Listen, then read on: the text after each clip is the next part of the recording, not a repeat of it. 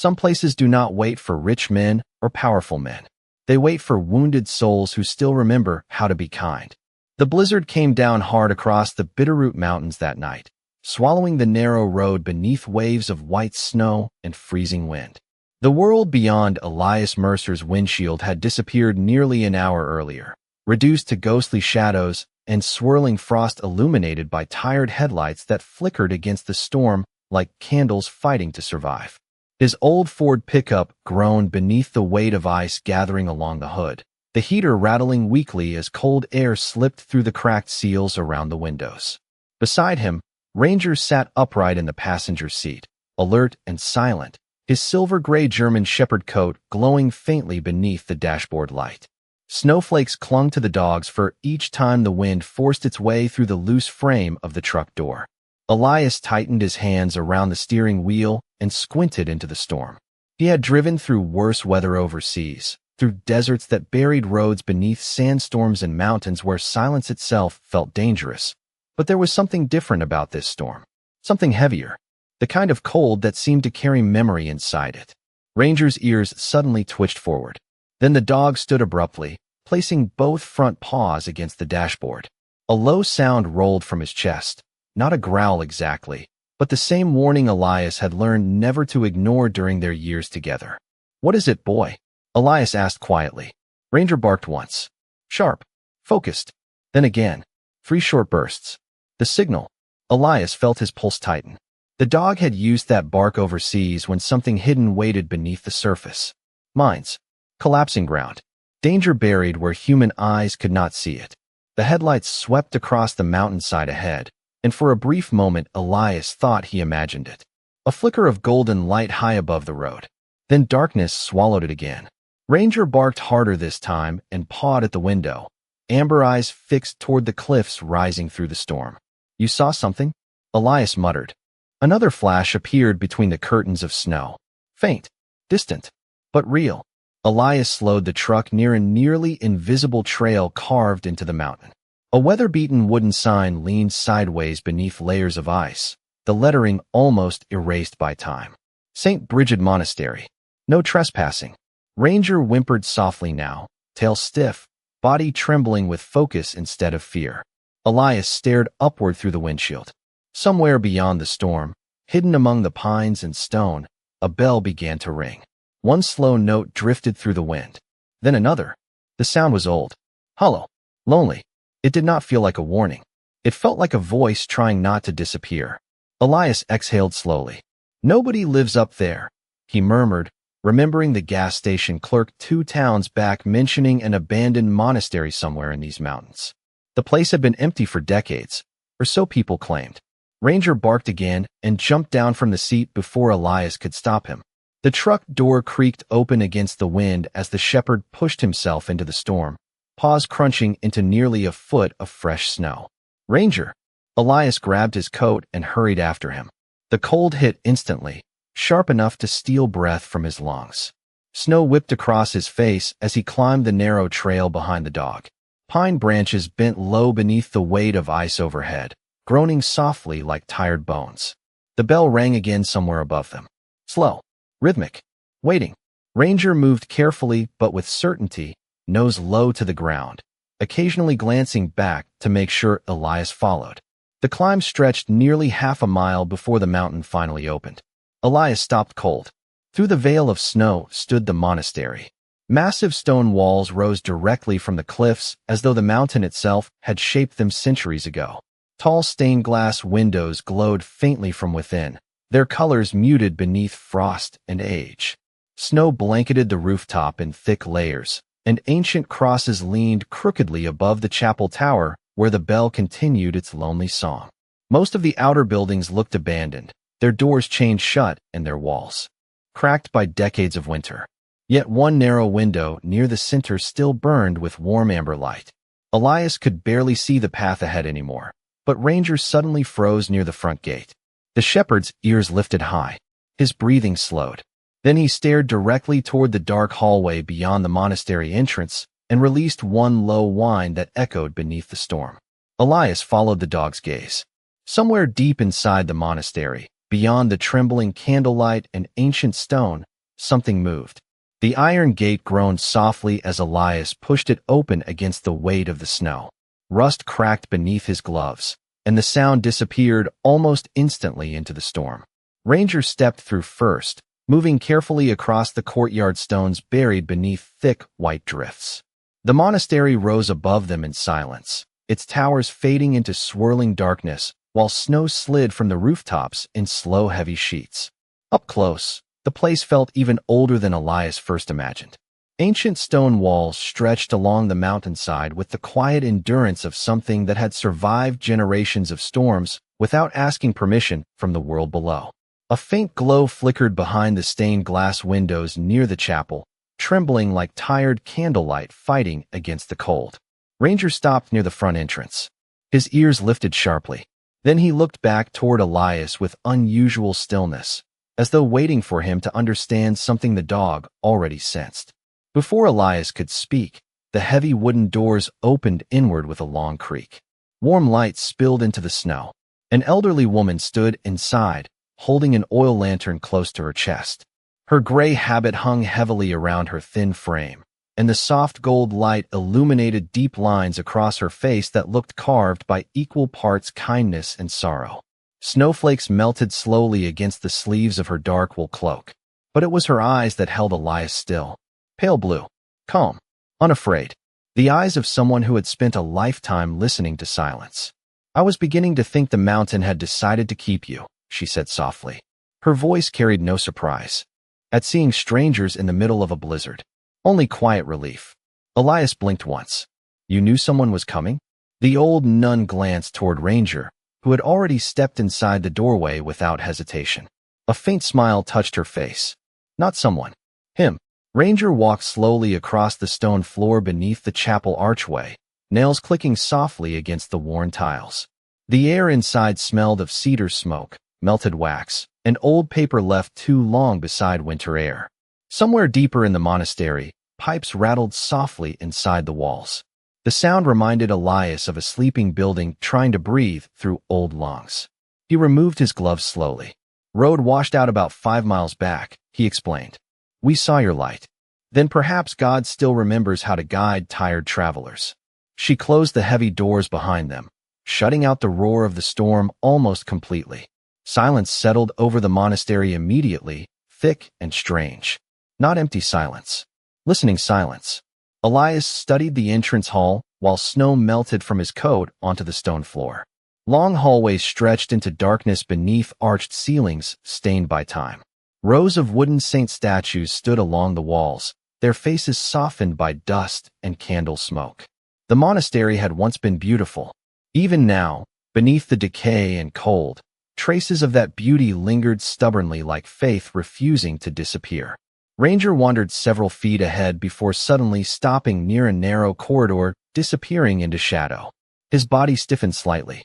The fur along his shoulders rose just enough for Elias to notice. The dog stared into the darkness without barking. Watching. Sister Miriam followed his gaze. Her expression dimmed for the first time. "He hears the mountain," she whispered quietly. Elias frowned. "What does that mean?"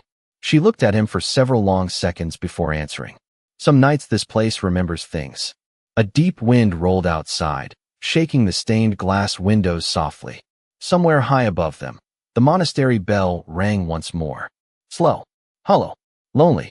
Sister Miriam lifted the lantern higher and motioned for Elias to follow. "Come," she said gently. "You both look frozen half to death." They moved deeper into the monastery together while shadows stretched across the stone walls beside them. Ranger stayed unusually close to Elias now, occasionally glancing back toward the dark hallway behind them as though something unseen had stepped quietly into the building after them. The farther they walked, the more Elias noticed signs that only one person still lived here. Entire wings of the monastery sat dark and abandoned beneath white sheets covering old furniture. Dust rested thick across prayer benches untouched for years. Several doors had been chained shut entirely, yet small traces of warmth remained stubbornly alive in the center rooms. A kettle steamed softly above a wood stove. Fresh bread cooled beneath a cloth near the kitchen counter. A single candle burned beside an open Bible whose pages shifted gently each time the wind moved through the cracks in the walls. Sister Miriam set the lantern down carefully. "You may stay tonight," she said. "Storms like this do not let men leave quickly." Then her eyes drifted toward the chapel hallway, where Ranger stood perfectly still once again. "And sometimes," she added softly, "neither do mountains." The storm deepened after midnight. Wind pressed against the monastery walls in long, mournful waves, rattling the old stained glass windows with a sound that reminded Elias of distant train tracks buried beneath snow. He sat near the wood stove in a small stone room beside the kitchen, warming his hands around a chipped ceramic mug Sister Miriam had filled with rosemary tea. The heat barely reached the corners of the monastery. Cold lingered everywhere here, tucked into the walls and floors like memory frozen into stone. Ranger lay near the doorway at first, his head resting between his paws while shadows from the fire danced softly across his silver-gray coat. But sometime after midnight, the dog suddenly lifted his head. His ears rose slowly. Then came the sound. Faint, rhythmic, beneath the floor. Elias frowned and lowered his mug. At first it seemed like pipes shifting from the storm outside, but the pattern continued. A dull vibration, soft enough to miss if the room had been louder. Yet Ranger heard it immediately. The German shepherd stood and moved toward the hallway without making a sound. "Ranger," Elias called quietly. The dog ignored him. Sister Miriam glanced up from the small table where she had been repairing the sleeve of an old wool coat beneath candlelight. The needle in her hand stopped moving. "It has started again," she whispered. Elias looked toward her. "What started?" The old nun remained silent for several seconds, her pale eyes drifting toward the ceiling as another faint vibration rolled through the floorboards beneath them. Somewhere deeper inside the monastery, an old pipe groaned softly inside the walls. Then silence returned. Ranger disappeared into the dark hallway before Elias could stop him. "Damn it," Elias muttered under his breath as he stood and grabbed the lantern hanging beside the stove. The hallway beyond the kitchen stretched long and narrow beneath stone arches blackened by age. Candlelight flickered weakly from iron holders mounted along the walls, but most had already burned low. Ranger stood nearly 40 feet ahead near the entrance to the chapel, his body perfectly still. Elias approached slowly. The farther he walked, the colder the air became. He could actually see his breath, now drifting pale through the darkness. Wind hissed faintly through cracks hidden somewhere in the ancient stone. The chapel doors stood partially open. Ranger stepped inside first. Elias followed carefully, lantern raised. The room opened wide beneath towering ceilings lost in darkness overhead. Long wooden pews stretched toward the altar where rows of candles flickered beneath statues softened by time and dust. Colored moonlight filtered faintly through stained glass windows high above, painting pale shades of blue and crimson across the floor like frozen water. The place should have felt peaceful. Instead, it felt awake. Ranger moved slowly down the center aisle. His nails clicked softly against the stone. Then he stopped near the altar and lowered his head toward the floor. Another vibration pulsed beneath them, stronger this time. Elias felt it clearly through the soles of his boots. Thump. Silence. Then again several seconds later. Not random. Measured. Almost like a heartbeat deep beneath the monastery itself. Ranger released a low, uneasy whine. The fur along his neck lifted slightly as he stared toward the altar. Elias crouched beside him and placed one hand against the stone floor. Cold surged through his palm instantly. Then he felt it. Movement. Subtle but real. Something far below them shifting through the mountain. Elias looked up sharply. There are tunnels under this place. Sister Miriam stood near the chapel entrance now, holding her lantern close against the dark. The golden light trembled faintly across her lined face. Long ago, she said quietly, the sisters believed mountains carried memories the way oceans carry storms. Elias frowned. That does not answer my question. The old nun walked slowly toward the altar. There are places beneath this monastery that have not been opened in many years. Ranger suddenly barked once. Sharp. Focused. He pawed at the stone floor near the base of the altar. Elias lowered the lantern. At first he saw nothing unusual. Then the light shifted slightly across the stone and revealed a faint carving hidden beneath dust and age. A symbol etched carefully into the floor. A circle surrounding a small cross, weathered almost beyond recognition. Ranger scratched the spot again, breathing faster now. The vibration beneath the floor returned harder this time. Thump! The candles along the altar flickered violently all at once. Somewhere high above them, the monastery bell rang a single hollow note into the storm. Sister Miriam closed her eyes briefly. It only does that, she whispered softly, when the mountain remembers someone. The chapel remained silent for a long moment after the bell stopped ringing. Snow whispered softly against the stained glass windows overhead, while candle flames trembled in uneven rhythms along the altar. Elias stood motionless beside the strange symbol carved into the stone floor, his eyes fixed on the faint circle surrounding the cross. Time had worn the carving nearly smooth, but not enough to erase it completely. Ranger stayed close to the mark, breathing slowly now, though his ears still twitched toward sounds Elias could not hear. Sister Miriam stepped carefully beside them, her lantern casting warm gold across the faded stone. The sisters stopped speaking about this place many years ago, she said quietly. Some memories survive better in silence. Elias looked toward her. You keep saying things like that. His voice remained calm, but years of military instinct sharpened the edges beneath it. What exactly is under this monastery? The old nun lowered her eyes for a moment. Deep lines softened across her face beneath the lantern glow.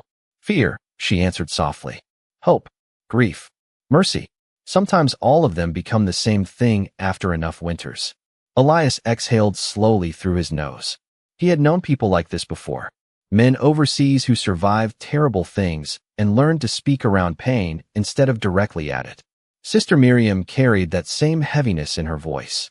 Ranger suddenly turned his head toward the far side of the chapel.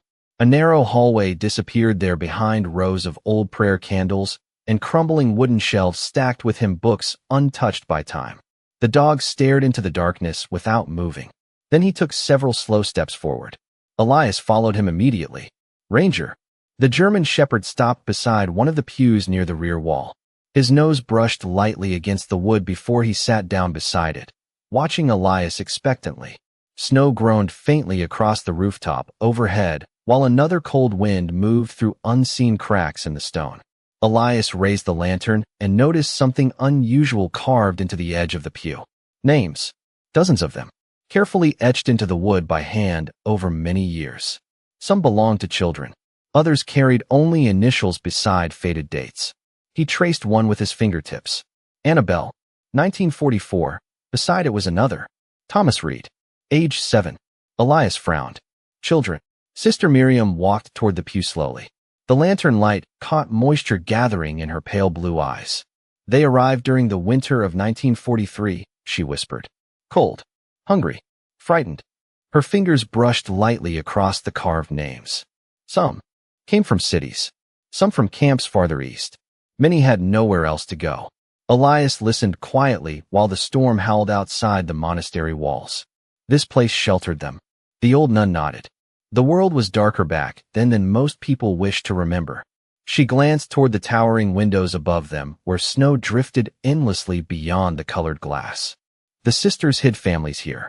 Children mostly. The mountain protected secrets better than cities ever could. Ranger whined softly beside the pew and lowered himself onto the stone floor. Elias noticed the dog's body slowly relaxing for the first time since they entered the monastery, as if whatever presence he sensed here carried sadness instead of danger. Sister Miriam smiled faintly at the shepherd. Animals know grief, she murmured. Sometimes better than people. Elias looked again at the rows of names carved into the wood. Hundreds of tiny marks left behind by frightened hands decades earlier. The monastery no longer felt abandoned to him now. It felt full of echoes, full of prayers that had never completely left the walls. A sudden crack of wind rattled the chapel windows sharply. One candle near the altar extinguished instantly, sending a curl of smoke into the darkness overhead. Ranger's ears lifted again. The dog stood abruptly and stared toward the rear corridor beyond the pews. Another vibration rolled beneath the floor. Stronger this time. Elias felt it clearly beneath his boots. Thump. Silence. Then again. Sister Miriam's expression changed immediately. Not fear exactly. Recognition. No, she whispered under her breath. Elias looked toward her sharply. What? The old nun stared toward the dark hallway, while the lantern trembled faintly in her hand. It has not done this in years. Ranger barked once and moved toward the corridor. The shadows there seemed deeper somehow, swallowing the weak candlelight before it could reach the end. Elias grabbed the lantern tightly and followed the dog while cold air drifted through the hallway like breath rising from somewhere deep beneath the mountain. Then, far below them, hidden somewhere under layers of stone and silence, came the unmistakable sound of a metal door slowly opening. The sound came again from somewhere beneath the monastery floor. Slow metal scraping against stone. Old, heavy, the kind of sound that belonged to things untouched for generations. Elias tightened his grip around the lantern while Ranger moved deeper into the rear corridor beyond the chapel. The German shepherd no longer hesitated now. His body carried the focused certainty of a search dog following a trail only he understood. Cold air drifted through the narrow hallway in uneven breaths, carrying the faint scent of dust, damp earth, and something metallic hidden far below the mountain. Sister Miriam followed several steps behind them, her lantern trembling softly in her thin hand. "There used to be another stairwell," she said quietly as they walked.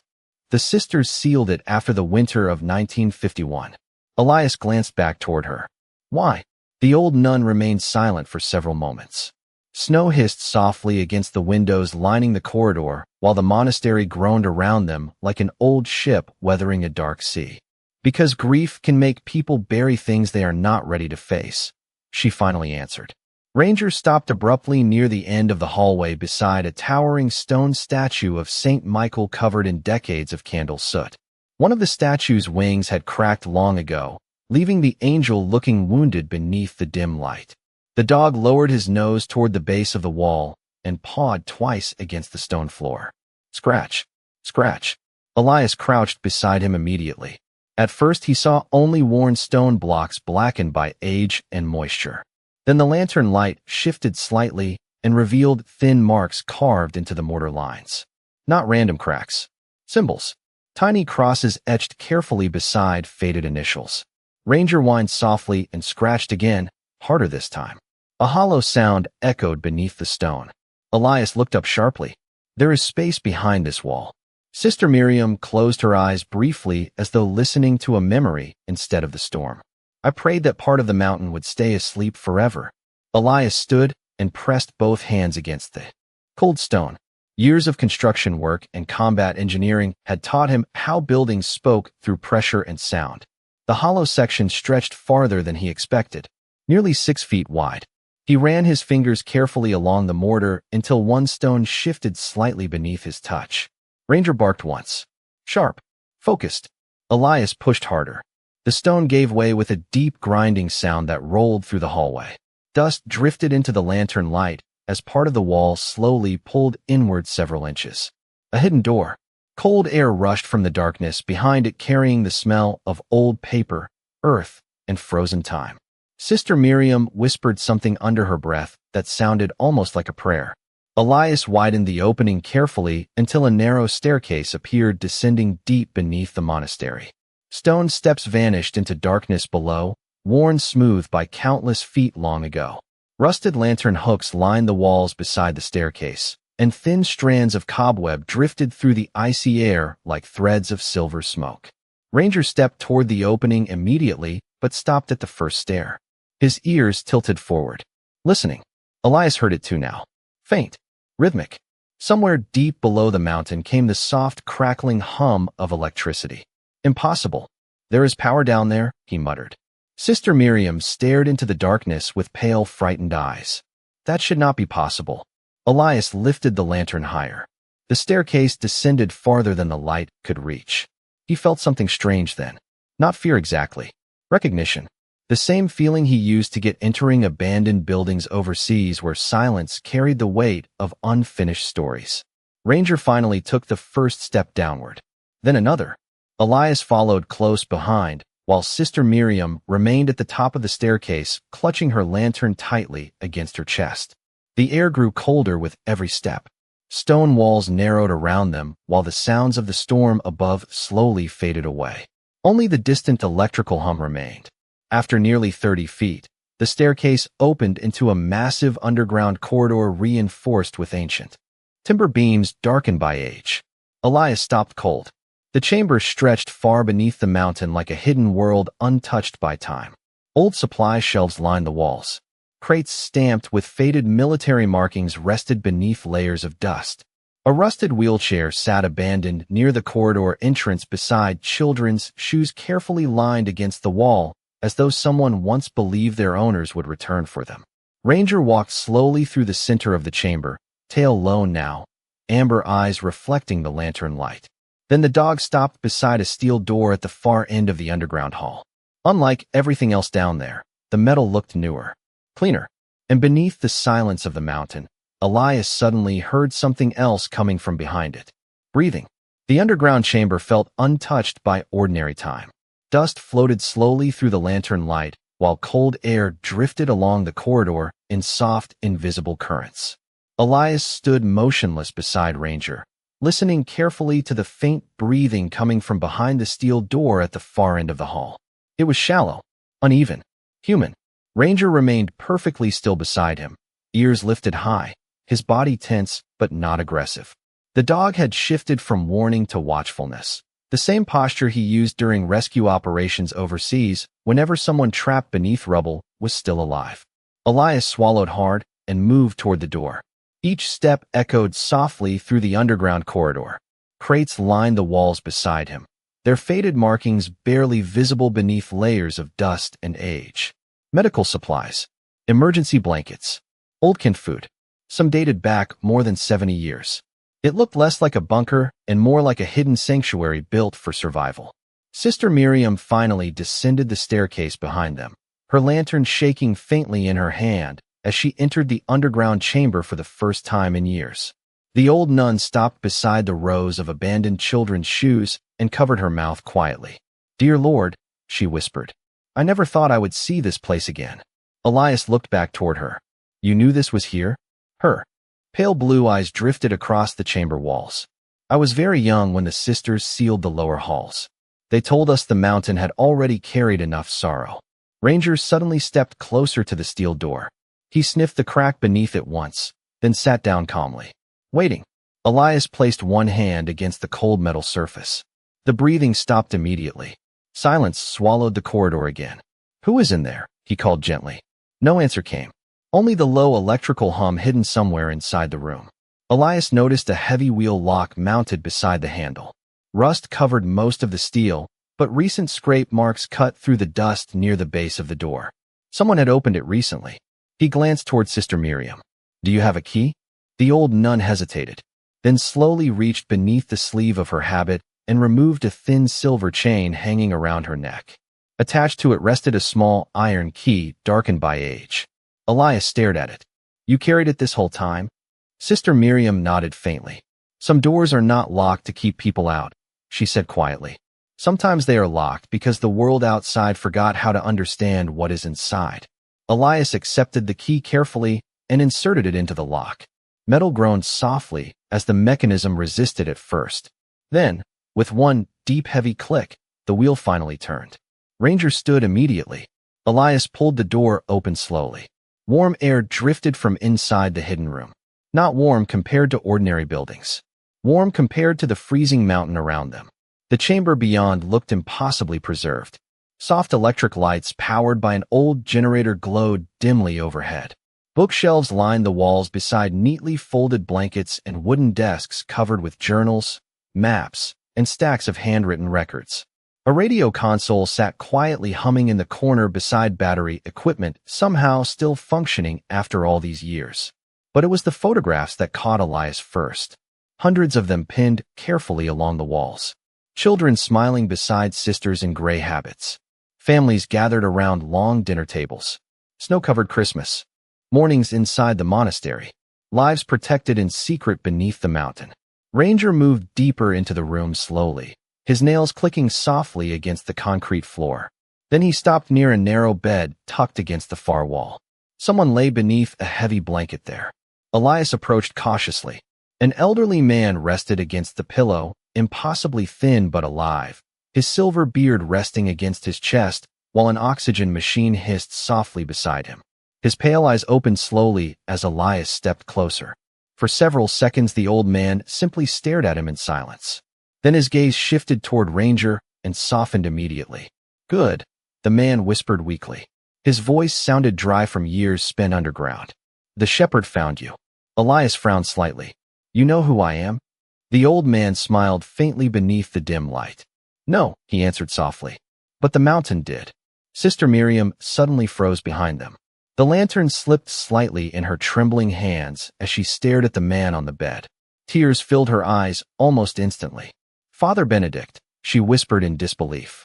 "You are still alive." The underground chamber grew quiet except for the low hum of the generator and the soft hiss of the oxygen machine beside Father Benedict's bed. Snow continued falling somewhere far above the mountain, but down there beneath layers of stone and forgotten years, the storm felt distant, almost unreal. Elias stood beside the bed in silence, while Ranger slowly lowered himself onto the floor near the old priest, resting his head across his paws with calm watchfulness. Father Benedict reached out a trembling hand toward the German shepherd. Ranger allowed the touch without hesitation. "Still faithful," the old man whispered softly as his fingers brushed the dog's silver-gray fur. "The shepherds always know where they are needed most." Sister Miriam wiped tears carefully from her eyes while stepping deeper into the room. "We thought you died during the winter collapse," she said quietly.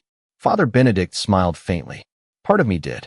His pale eyes drifted slowly across the underground sanctuary surrounding them. The mountain simply refused to bury the rest. Elias glanced around the hidden chamber again. The walls held decades of preserved history. Shelves filled with journals, medical records, letters bound carefully with ribbon, children's drawings pinned beside faded maps of the monastery grounds. Every corner carried evidence of lives protected in secret beneath the mountain. "Why hide all this?" Elias finally asked. Father Benedict studied him carefully before answering. "Because the world outside stopped believing mercy had value unless it could profit from it." His voice remained weak but steady. "After the war, men with money wanted this land. They wanted the timber, the mineral rights beneath the mountain. The sisters knew what would happen if the sanctuary was discovered." Sister Miriam nodded quietly beside him. "So they sealed it." Father Benedict closed his eyes briefly, and one by one, the sisters passed away until only Miriam remained above. The old nun lowered her gaze. "I promised them I would protect the monastery as long as I could." Silence settled softly across the underground room again. Then Father Benedict looked directly at Elias for the first time. "You were not brought here by accident." Elias shifted slightly. "With respect, Father, I do not believe mountains drag people through blizzards." A faint smile touched the old priest's face. "No," he said softly, "but kindness does." He motioned weakly toward one of the shelves near the back wall. "Second drawer. Walnut box." Elias crossed the room and carefully opened the drawer. Inside rested a small polished wooden box wrapped in faded cloth. Dust coated the corners, but the wood itself remained beautifully preserved. He carried it back slowly and placed it beside the bed. Father Benedict nodded toward it. "Open it." Inside lay old photographs, yellowed newspaper clippings, and a military dog tag attached to a worn leather cord. Elias froze the moment he saw the name engraved into the metal. Daniel Mercer. His father. The room suddenly felt colder around him. "That is impossible," Elias whispered. Father Benedict watched him quietly. "Your father came here during the winter of 1979. Lost. Injured. Snowstorm nearly killed him outside the lower pass." Elias stared at the dog tag in disbelief. His father had died when Elias was 12. He rarely spoke about his early life before raising a family in Montana. "The sisters saved him," Father Benedict continued softly. "He stayed nearly 3 months while recovering. Before he left, he promised the monastery would one day be repaid." Sister Miriam smiled faintly through tears. "Daniel used to repair everything that broke around here. Roof leaks, broken pipes, even the chapel bell." Elias lowered himself slowly into a nearby chair, staring at the old photographs spread across his hands. One image showed a younger version of his father standing beside several smiling nuns beneath heavy snowfall outside the monastery gates. Another showed him carrying lumber beside Father Benedict decades earlier.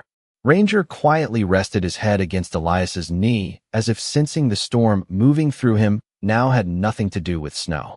Father Benedict's breathing weakened slightly. Your father told us something before he left, the old priest whispered. He said if he ever had a son, he hoped the boy would grow into a man who still knew how to stay gentle in a hard world. Elias swallowed hard and looked away toward the shelves filled with forgotten lives beneath the mountain. The old priest smiled faintly. Looks like the mountain remembered his prayer. Morning arrived slowly above the mountain. Pale winter light filtered through the monastery windows like thin silver poured across stone, and for the first time in nearly 2 days, the storm began to loosen its grip on the peaks surrounding St. Bridget. Snow still drifted heavily across the cliffs, but the wind had softened into long, quiet breaths moving through the pines below. Elias stood near the chapel entrance watching sunlight touch the frozen courtyard while Ranger rested beside the old bell tower, his thick coat glowing gold beneath the morning light. The monastery no longer felt abandoned to Elias now. It felt waiting, as though every cracked wall and weathered beam had spent decades enduring winter for this exact morning. Behind him, footsteps echoed softly across the stone floor. Sister Miriam approached slowly, wrapped in her gray wool habit with a stack of old papers held carefully against her chest. Her face looked tired, but lighter somehow. The heaviness she carried when Elias first arrived had begun to soften around the edges. Father Benedict is sleeping, she said quietly. He has not rested peacefully in years. Elias nodded faintly. The generator downstairs will not survive much longer. No, she replied softly. Neither will he. Silence drifted gently between them while snow slid from the monastery rooftops outside in soft frozen waves. Then Sister Miriam extended the stack of papers toward him. There is something you need to see. Elias accepted the documents carefully. Most were old property records, faded maps, and legal papers stamped with county seals decades old. At the bottom rested a newer envelope bearing the seal of a law office in Helena, Montana. His name had been written across the front in careful handwriting. Elias frowned slightly. What is this? Sister Miriam lowered herself slowly onto one of the chapel benches. Father Benedict prepared it many years ago. Elias opened the envelope carefully. Inside rested a notarized deed transferring ownership of St. Bridget Monastery and all surrounding land holdings into his name upon Father Benedict's passing. Elias stared at the page in disbelief.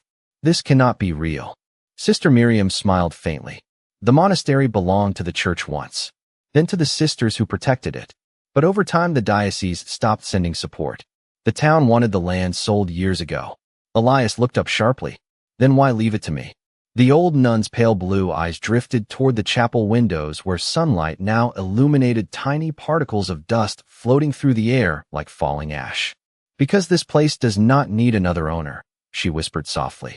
It needs someone willing to stay. Ranger suddenly lifted his head near the bell tower and barked once toward the courtyard entrance.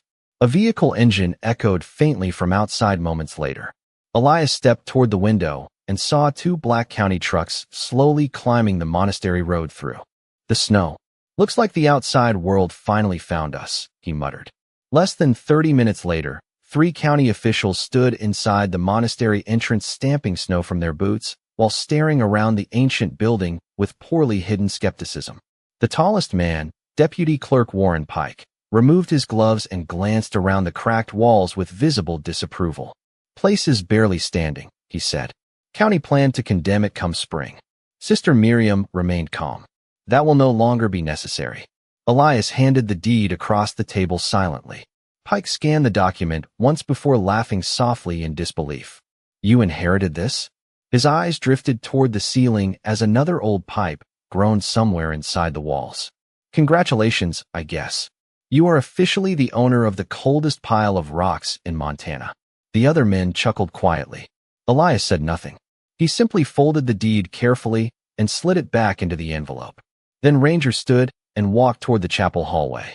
The shepherd paused near the hidden corridor beneath the statue of St. Michael and looked back once toward Elias. Pike noticed it immediately. Dog find something?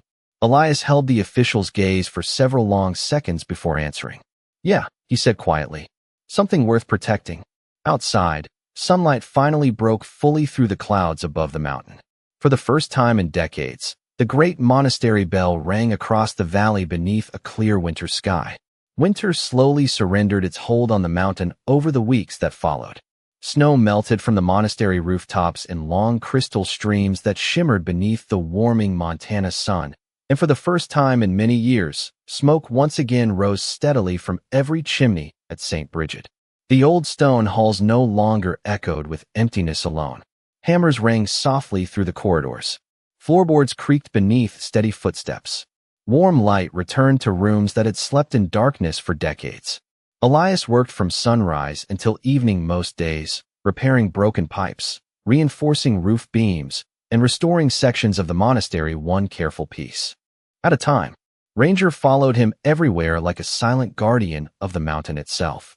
The German shepherd had become part of the monastery's rhythm now. Visitors arriving from nearby towns often spotted him first beneath the chapel bell tower or resting quietly beside the courtyard gate, with his amber eyes fixed watchfully on the winding road below. Word spread slowly at first. Then all at once, people came to see the hidden sanctuary beneath the mountain after county historians confirmed the underground chamber's records were authentic.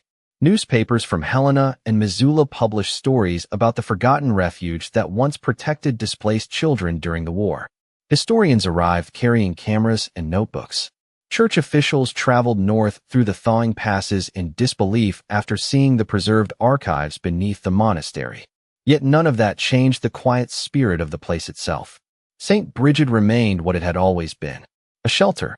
Father Benedict passed peacefully 2 weeks after the storm ended. The chapel bell rang 7 slow notes across the valley that morning while snow drifted softly from the cliffs above. Elias stood beside Sister Miriam during the small memorial service, sunlight pouring through the stained glass windows and painting gentle colors across the old priest's folded hands. Ranger lay quietly near the altar the entire time without moving once. Later that evening, after the final visitors had gone, Sister Miriam handed Elias one last envelope Father Benedict had left behind. Inside rested a single handwritten letter. The paper trembled faintly in Elias's hands while he read the old priest's final words beneath candlelight. Some buildings survive because they are built from stone. Others survive because enough kindness once passed through their walls that even time itself refuses to erase them. If you are reading this, then the mountain chose correctly. Elias sat alone in the chapel for a long while afterward, listening to the evening wind move gently through the monastery halls. Outside, the last snow of winter drifted quietly across the courtyard where tiny green shoots had already begun pushing through the frozen earth. Spring was arriving. By May, the monastery had changed completely. Several unused rooms became temporary shelter for traveling veterans with nowhere else to go. The old library reopened beside the chapel with restored journals and photographs from the hidden sanctuary displayed carefully along the walls. Local volunteers repaired the gardens overlooking the cliffs, and children from nearby towns once again filled the courtyard with laughter during weekends. Sister Miriam often sat near the bell tower wrapped in her gray shawl, watching the life slowly return to the mountain she had protected for so long. One warm evening near sunset, Elias climbed the chapel steps carrying a box of old tools while Ranger padded beside him. The valley below glowed gold beneath the fading light, and the pines stretched endlessly toward distant rivers sparkling beneath the sky. Ranger suddenly stopped near the bell rope and looked toward Elias expectantly. Elias smiled faintly. "You want to do the honors?" The German shepherd wagged his tail once. Elias reached for the rope and pulled gently.